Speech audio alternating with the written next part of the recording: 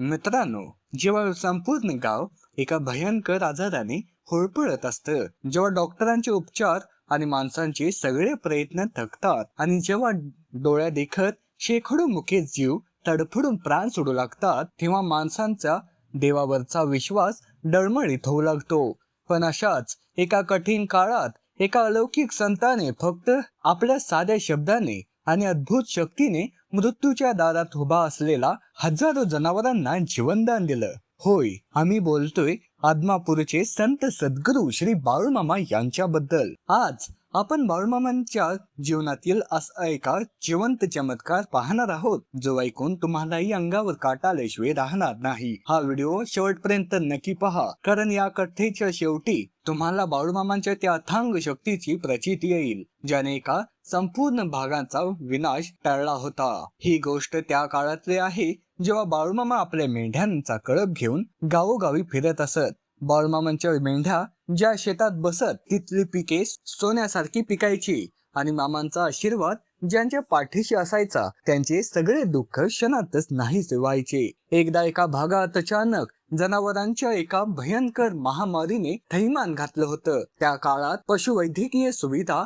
आजच्या सारख्या प्रगत नव्हत्या. जनावरांना लाल्या खुरकत किंवा तस्मत एखादा जीव घेण्यास संसर्गजन्य रोग झाला होता. तो वाऱ्यासारखा संपूर्ण गावात पसरत होता. पाहता पाहता गावातील शेतकऱ्यांची दुर्भीती गुरं, बैल आणि इतर जनावरांवर एका पाठोपाठ एक आजारी पडू लागली. शेतकऱ्यांसाठी त्यांची जनावरं ही केवळ प्राणी नसतात, तर ती त्यांच्या कुटुंबाचा भाग असतात. त्यांच्या उदरनिर्वाहाचे साधन असतात. बैलाशिवाय शेती कशी होणार आणि गाई म्हैशांशिवाय घर कसं चालणार, या चिंतेने संपूर्ण गाव सुन्न झालं होतं.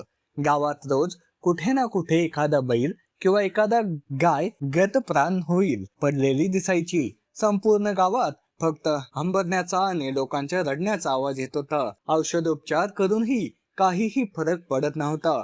गावकऱ्यांचे डोळे आता आकाशाकडे लागले होते. कुणीतरी या संकटामधून वाचवावं म्हणून देवाचा धावा करत होते. नेमका याच काळात गावाच्या वेशीवर संत बाळूमामांच्या मेंढ्यांचा कळपाचे आगमन झाले. बाळूमामा आले ही बातमी वाऱ्यासारखी गावात पसरली. मामा हे साधी सुधे मेंढपाळ नव्हते, तर ते साक्षात दत्तप्रभूंचा अवतार आहेत हे गावकऱ्यांना माहित होतं.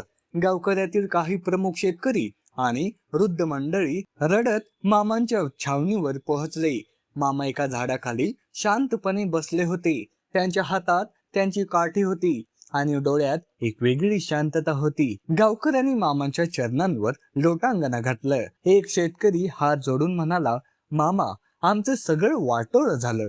आमच्या गोठ्यातील जनावर एका पाठोपाठ एक मरत आहेत. आमच्या लेकरासारखी पाळलेली गुरं डोळ्या देखत तडफडताना बघावं लागतंय. तडफडताना बघवत नाही मामा. आम्हाला या संकटातून वाचवा, नाही तर आम्ही पण जगू शकत नाही. लोकांचा तो आक्रोश पाहून मामांचे मन हेलावले. मामांना मुख्या प्राण्यांबद्दल प्रचंड पुळका आणि प्रेम होता. ते स्वतः मेंढ्यांमध्ये राहायचे, त्यामुळे प्राण्यांची दुःख त्यांना सहन होत नव्हते. मामाने गावकऱ्यांकडे पाहिले आणि काही क्षण शांत राहिले. त्यांच्या चेहऱ्यावर एक गंभीर भाव आला. मामा अचानक आपल्या जागेवरून उठले. त्याने आपली काठी हातात घेतले आणि ते थेट गावाच्या दिशेने चालू लागले. गावकऱ्यांना वाटले की मामा गोठ्यात जाऊन अंगावर घालतील किंवा अंगारा देतील, पण मामांचा अवतार, त्यांची पद्धत नेहमीच वेगळी असायची. मामा गावाच्या मध्यभागी आले. आजारी जनावर बांधलेली होती. काही जनावर अशक्त झाली होती की त्यांना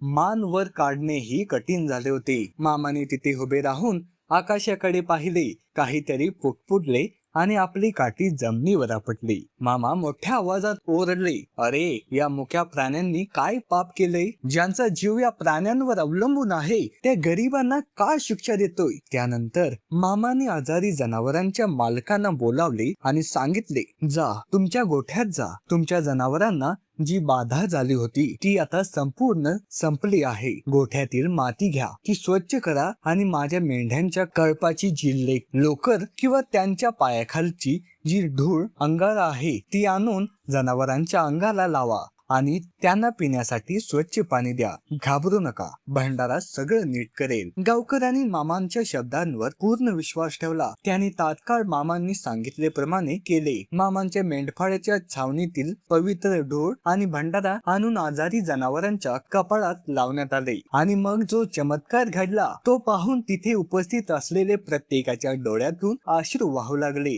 जी जनावर गेली 2-3 दिवसे पाणीही पित नव्हती ती हळूहळू आपली मान हलवू लागली. ज्यांच्या तोंडातून लाळ गळत होती आणि जखम झाल्या होत्या त्या जखमा सुकू लागल्या. काही तासांच्या आतच जी गुरं जमिनीवर निष्फळ पडली होती ती स्वतःहून त्यांच्या पायावर उभी राहिली. संपूर्ण गाव जणू एकाच वेळी नवचैतन्य पसरले होते. महामारीचा जो रोग औषधाने बरा होत नव्हता तो बाळूमामांच्या एका शब्दाने आणि त्यांच्या कृपेने पूर्णपणे गायब झाला. एकही जनावर त्यानंतर त्या आजाराने मृत्यू पडला नाही. गावकऱ्यांना कळून चुकले की त्यांच्या जनावरांना वाचवण्यासाठी साक्षात देव बाळूमामांच्या रूपाने धावून आला होता. गावकऱ्यांनी मामांच्या नावाने जय जयकार केला. संत बाळूमामांच्या नावानं चांग भलं असा मोठमोठ्याने जयघोष केला. मित्रांनो, बाळूमामांचे हे चरित्र आणि त्यांच्या कथा आपल्याला शिकवतात की खरी भक्ती आणि संतांची कृपा जिथे असते तिथे निसर्गाचेही नियम बदलतात. मामांनी केवळ माणसांवरच नाही तर मुक्या प्राण्यांवरही तितकेच प्रेम केले आहे आणि त्यांना संकटातून वाचवले आहे. आज आदमापूरमध्ये मामांच्या समाधी स्थळी लाखो भाविक याच विश्वासाने जातात. तुम्हाला बाळूमामांचा अद्भुत चमत्कार कसा वाटला हे आम्हाला कमेंट करून नक्की सांगा. जर तुम्ही मामांचे खरे भक्त असाल तर कमेंट्स मध्ये बाळूमामाच्या नावानं चांग भलं लिहायला विसरू नका. हा व्हिडिओ तुमच्या मित्र आणि परिवारासोबत नक्की शेअर करा आणि अशाच भक्तिमय कथांसाठी आमच्या डी मराठी युट्यूब चॅनलला नक्की सबस्क्राईब करा.